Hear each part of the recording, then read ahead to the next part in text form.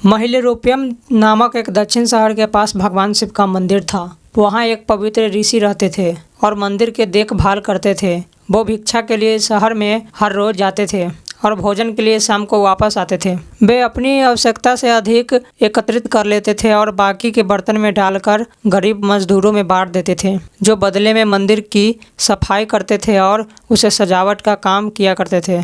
उसी आश्रम में एक चूहा भी अपने बिल में रहता था और हर रोज कटोरे में से कुछ न कुछ भोजन चुरा लेता था।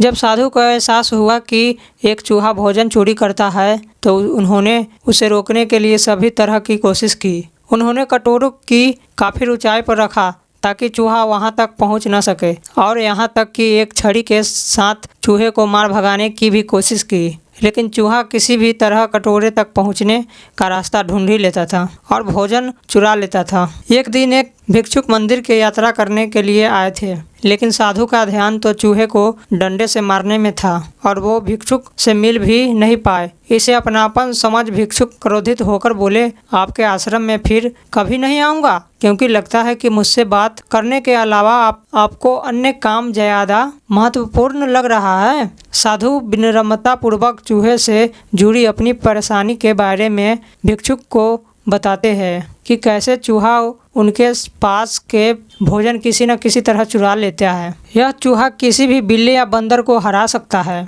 अगर बात मेरे कटोरे तक पहुंचने की हो तो मैंने हर कोशिश की है, लेकिन वो हर बार किसी न किसी तरीके से भोजन चुरा ही लेता है। भिक्षुक ने साधु के परेशानी को समझा और सलाह दी। चूहे में इतनी शक्ति, आत्मविश्वास और चंचलता के पीछे अवश्य ही कुछ न कुछ कारण होगा। मुझे यकीन है कि इसने बहुत सारा भोजन जमा कर रखा होगा और यही कारण है कि चूहा अपने आप को बड़ा महसूस करता है और इसी से उसे ऊंचा कूदने की शक्ति मिलती है। चूहा जानता है कि उसके पास कुछ खोने के लिए नहीं है, इसीलिए वो डरता नहीं है। इस प्रकार साधु और भिक्षुक निष्कर्ष निकालते हैं कि अगर वो चूहे के बिल तक पहुंचने में सफल होते हैं तो वो चूहे के भोजन के भंडार तक पहुंचने में सक्षम हो जाएंगे। उन्होंने फैसला किया कि अगली सुबह वो चूहे के पीछा करेंगे और उसके बिल तक पहुंच जाएंगे। अगली सुबह वो चूहा का पीछा करते हैं और उसके बिल के प्रवेश द्वार तक पहुंच जाते हैं। जब वो खुदाई शुरू करते हैं तो देखते हैं कि चूहे ने अनाज का एक विशाल भंडार बना रखा है। फौरन साधु ने सारे चुराया गया भोजन एकत्रित करके मंदिर के